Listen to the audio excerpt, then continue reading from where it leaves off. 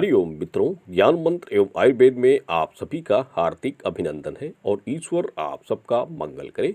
मित्रों, जैसा कि प्राचीन नियमों के अनुसार संतान में पुत्र या पुत्री प्राप्ति के लिए कुछ महत्वपूर्ण तरीके बताए गए हैं, जिनमें शुक्ल पक्ष और कृष्ण पक्ष का अपना एक महत्व होता है। और जैसा कि कई लोगों का ये मानना होता है कि शुक्ल पक्ष में हुए गर्भधारण से पुत्र और कृष्ण पक्ष के दिनों में संबंध बनाने से पुत्री की प्राप्ति होती है।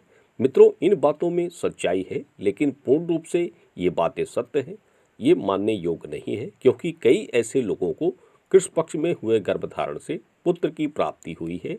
और ये भी प्रश्न उठता है कि कई स्त्रियों की डेट शुक्ल पक्ष के अंत समय में आते हैं और उसके अनुसार उनकी कौनसी की प्रक्रिया कृष्ण पक्ष में पड़ती है, तो क्या उन्हें कभी पुत्र का संयोग नहीं बनेगा?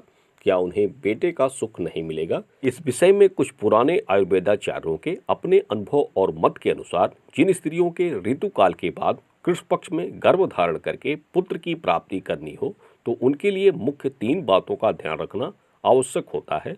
और इन 3 बातों को हम आप सभी को बता रहे हैं।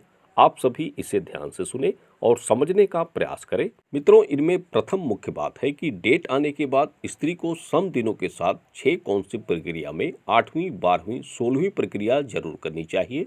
और प्रयास ये करें कि कृष्ण पक्ष समाप्त होने पर 1 से 2 प्रक्रिया शुक्ल पक्ष में कर लें। और इन दिनों सफ़ेद वस्त्रों का पहनावा अधिक रखें, सफ़ेद भोजन करें, जैसे खीर, दूध, दही, पनीर, चावल और मांसाहारी भोजन का सेवन बिल्कुल ही त्याग दें। इन दिनों अगर आप सच में पुत्र की कामना रखते हैं तो बताई जा रही इन प्राचीन बातों को हमेशा ध्यान में रखें। दूसरी मुख्य बात है, गर्भधारण का समय उचित होना चाहिए और इसके लिए कृष्ण पक्ष में रात्रि 9 से 11 और 2 से 3 का समय उचित होता है। कृष्ण पक्ष में 40 से 45 मिनट गर्भधारण की प्रक्रिया में लेना चाहिए। और नक्षत्रों में मघा, कृतिका, श्रवण, ज्येष्ठा, पुनर्वस, हस्त, चित्रा, अनुराधा कृष्ण पक्ष में पुत्र प्राप्ति के लिए गर्भाधान के सबसे योग नक्षत्र होते हैं। इनकी जानकारी आप एक हिंदी कैलेंडर के माध्यम से कर सकते हैं। और मित्रों, तीसरी मुख्य बात में, अगर किसी स्त्री के लिए कृष्ण पक्ष में ही गर्भधारण की प्रक्रिया बन रही है और पुत्र की कामना है, तो उसके लिए एक उपाय जरूर कर ले। डेट आने के चौथे और छठवें दिन चावल को उबालने पर उसका जो सफ़ेद पानी यानी मांड निकलता है, उसे रात्रि के समय पति पत्नी सेवन करें।